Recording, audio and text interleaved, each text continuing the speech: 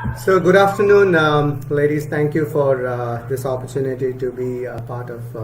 This is the first time I'm actually doing kind of a chat show. In fact, I've done a lot of these webinars and stuff like that, but this is more like a kind of a monologue, and I'm just taking some of the questions and responding to those questions. The first time I'm doing that.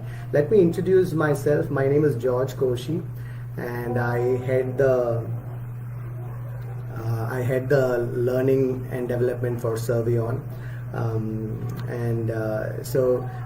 I don't know how many of you are listening to me as of now, but then so welcome you all for this this group chat, and we are going to talk on the importance of upskilling and reskilling for women, especially who are on a career break.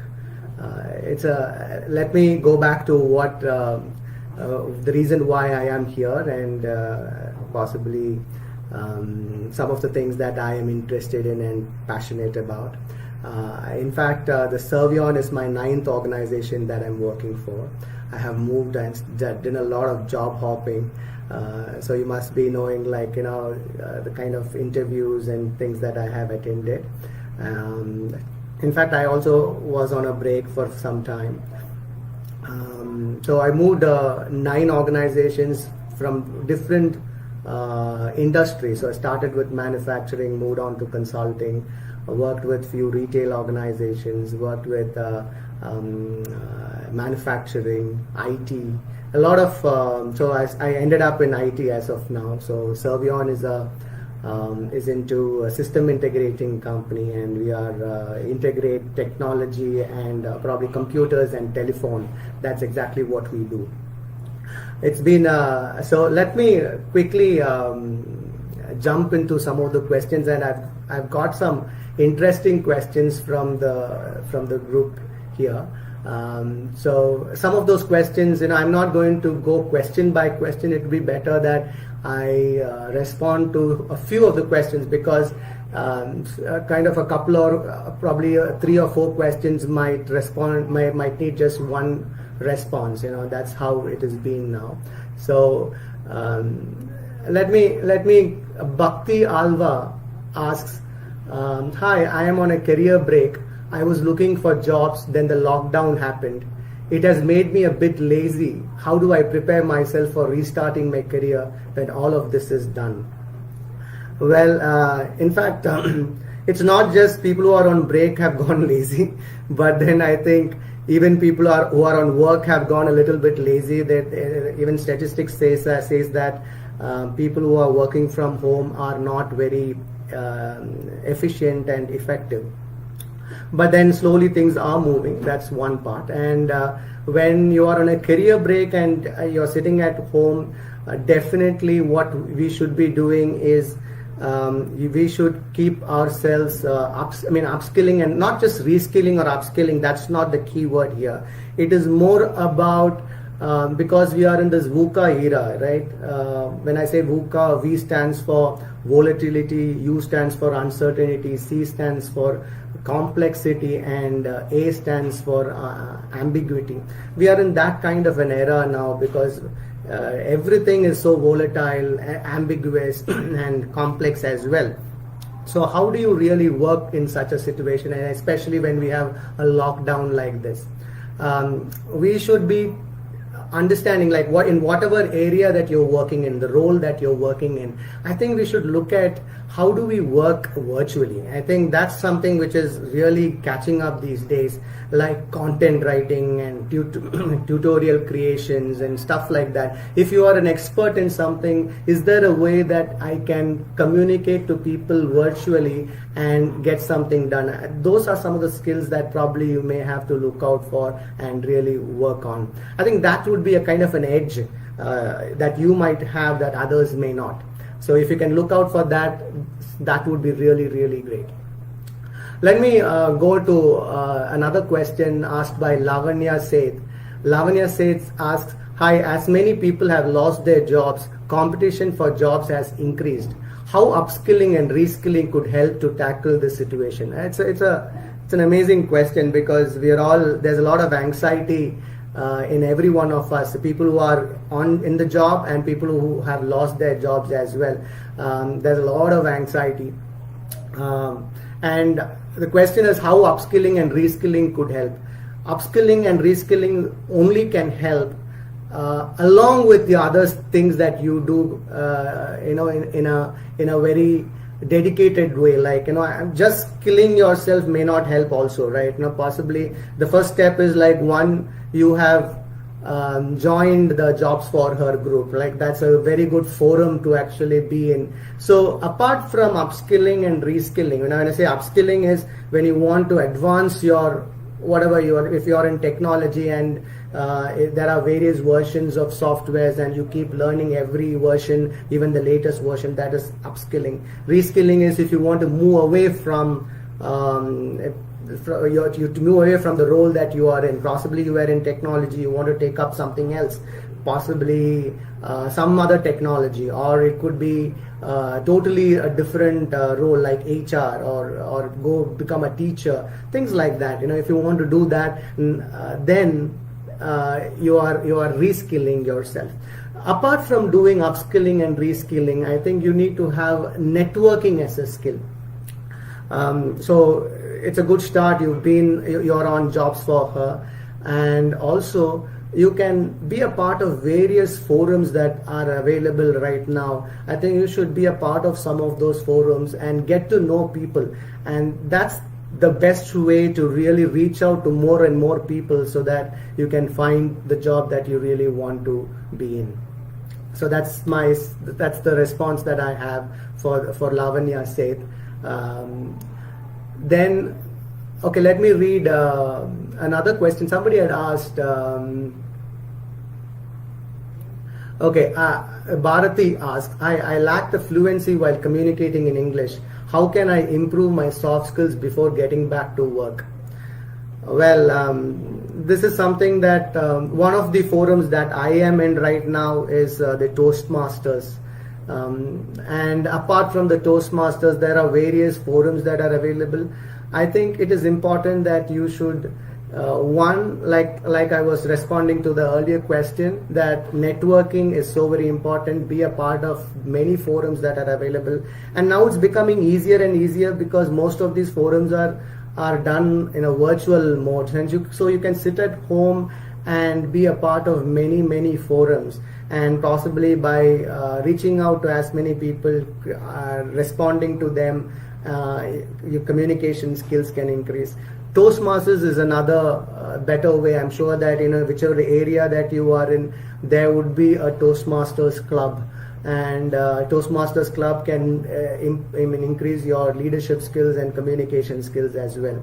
So if by joining these clubs and forums, I think one can improve your soft skills. And now there are a lot of MOOCs available online as well. When I say MOOC, MOOC stands for Massive Online Open Courses, or Massive Open Online Courses, I'm sorry. Massive Open Online Courses are the Udemy's of the world, the Coursera, Allison's. There are various sites that gives courses free. Probably you can pay and get it also, but then there are so many MOOC sites that are available, and they give a lot of good content, especially when it comes to softer skills. If you want to improve your presentation skills, assertive communication, or even your emotional intelligence, all these things are available in those MOOC sites. So I would recommend you to go and check some of those MOOC sites and learn. The individual of learning should lie with the learner, and I think that's one of the most important thing. People cannot push you to learn. I think it should be like coming from your main interest.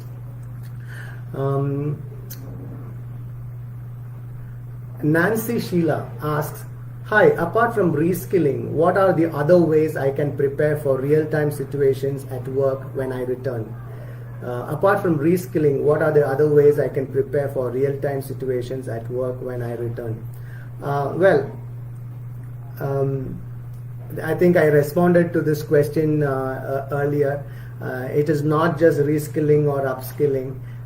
There are so many things that you can do. One is there's so many people have been talking about this. They're like, is there a way that I can take my passion and use that to work? It's not always easy, right? We're not so luxurious that you can take a passion of yours and convert that to work. People talk about it, and but then many have failed, and as well, possibly it depends on the situation as well. I think what matters here is looking for more and more opportunities is what we should be doing.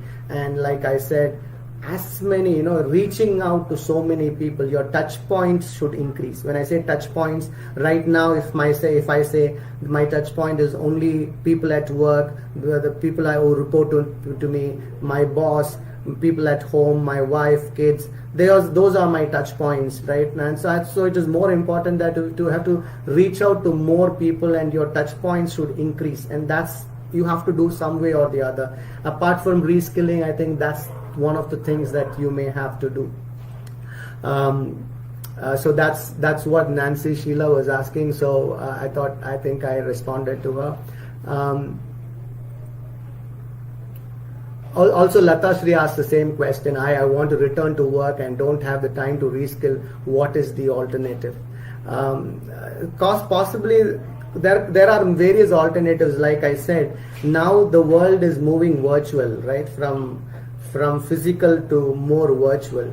Is there a way that you can bring in some of those skills that can help people virtually? Say schools are moving from physical classrooms to virtual classrooms, and I have seen that people have taken the opportunity really well. They make PowerPoints, they take the current curriculum and they are making PowerPoints and giving to some of those vendors who are actually working with those schools. So there are various things that are happening now, and it is really, really helping as well. So probably you can look out for something like that, wherein you can wherein you can move from the physical world to the virtual world. What are some of those tasks and skills that people are looking out for, especially in the virtual world, is something that you can think of, right? In whatever role that you play. Diksha Avasti asks, hi, I am in HR and want to know how I can upskill before restarting my career. Especially for HR, there are various certifications just like for technology, but then for me, I always believe in something like, especially in HR, I've been talking about networking and reaching out to more people. I think this is for sure for HR. That's the only way that you may have to work with. There are so many HR groups that are available, HR fraternity like NHRD. There are so many groups, forums that are available. I think it is important that you have to be a part of those HR groups or HR fraternity, and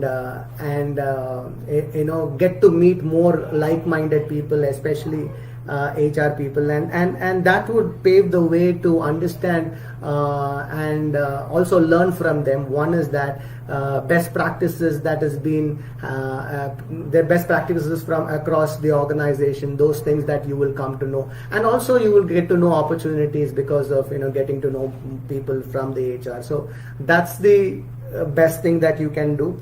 And also we understand that in HR, one of the most sought after skill is analytics in HR. In large organizations, they are looking out for HR analytics, wherein you can work with data and come up with informed decisions. And so that's another way that you can think of. Analytics in HR is another role that you can think of as well.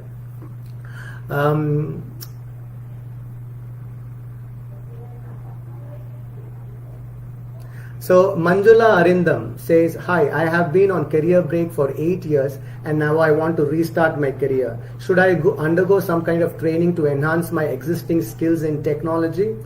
Definitely yes. You've been in a break for 8 years, and in technology, as I told you, it's so volatile.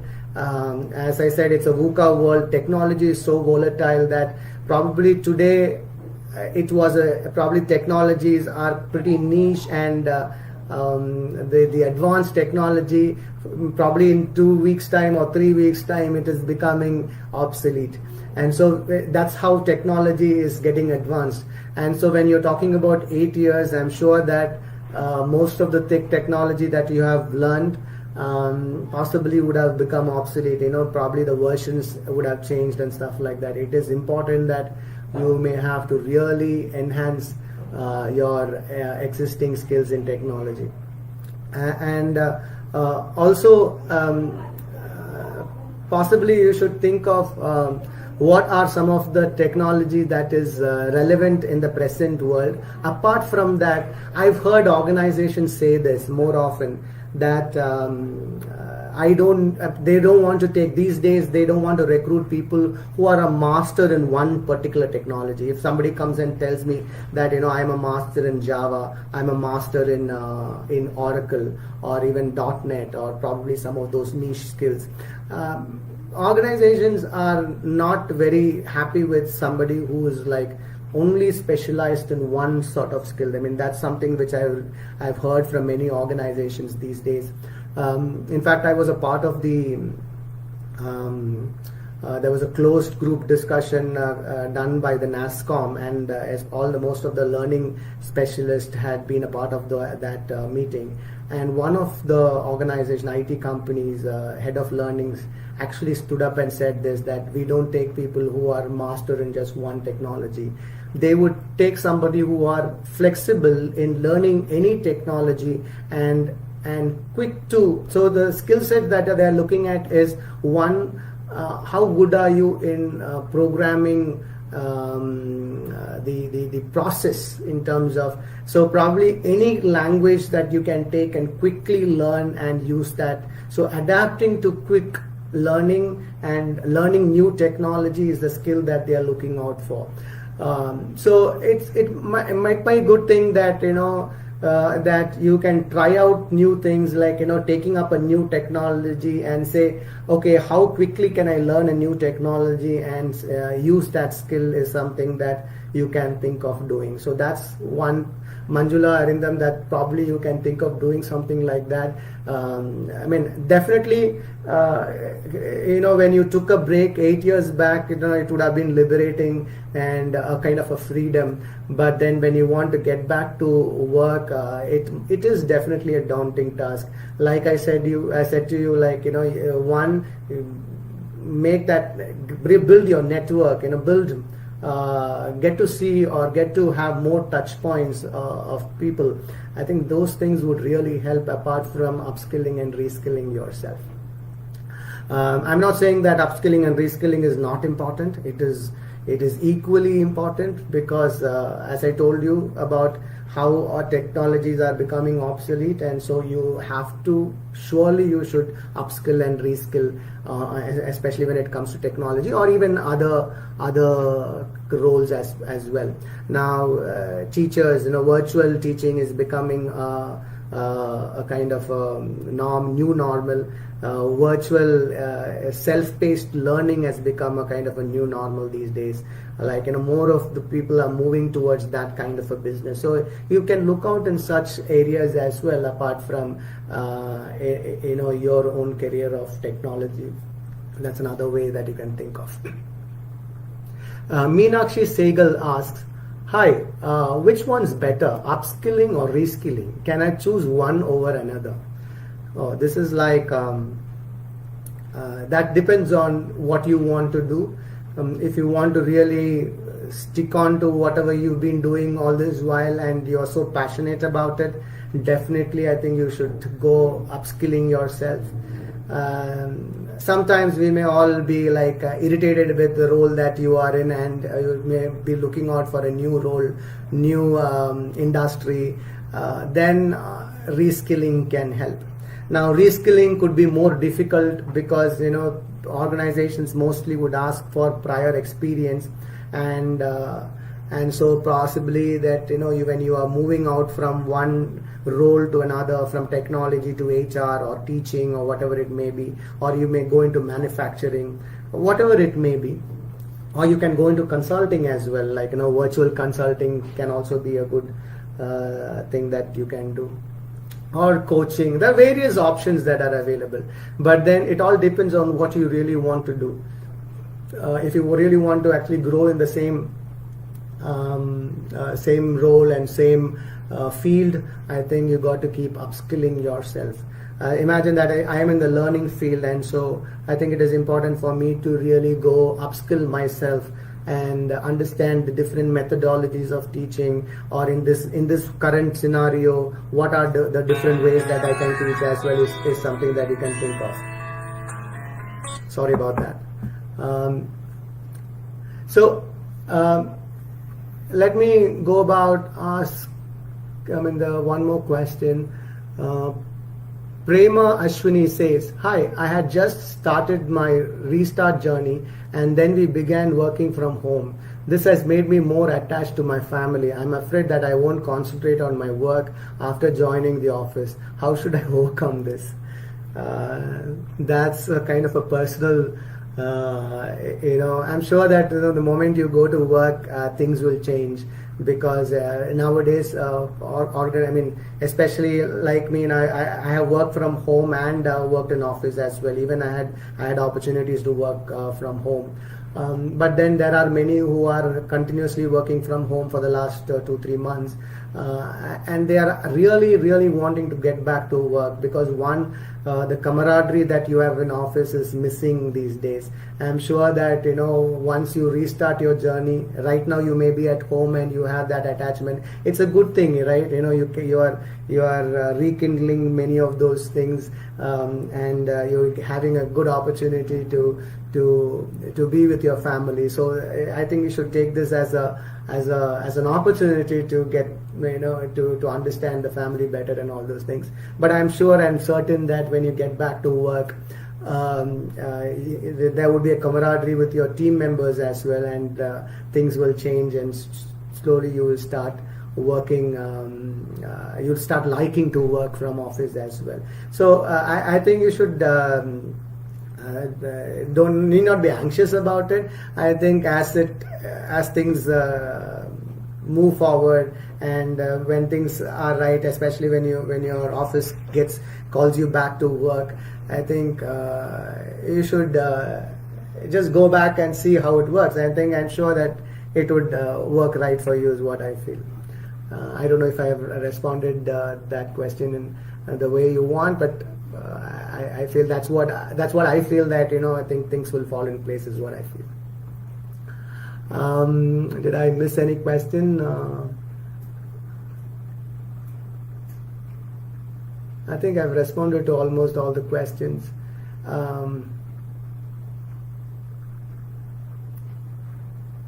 Any more questions that I have? Probably.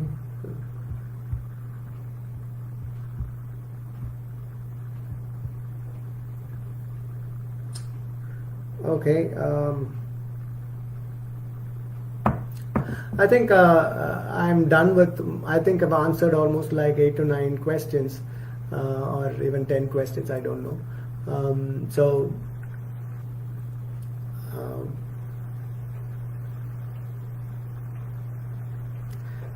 So thank you for this opportunity, and I think it was pretty useful for you as well. So let me, apart from the questions, if you really want to talk about upskilling and reskilling, see, in the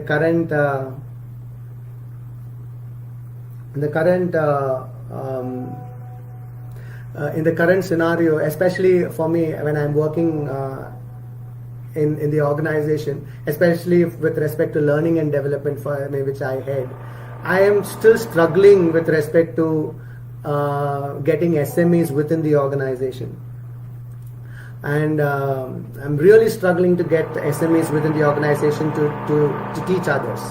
I think there's a lot of noise in the apartment. I'm sorry about that. And so it may be a good thing to really work on some of those skills that you can teach others. That's the best way to really learn and continue learning as well. So on that note, so keep learning, keep sharing your knowledge, enjoy the work that you've been doing, keep learning as much as possible. During this lockdown, I think it is important that you can take up something like musical instruments, a lot of things that actually can keep you engaged. So I think it is more important to keep yourself engaged, and I think everything would fall in place. And so thank you so much for the opportunity, and I really enjoyed doing this. Thank you very much.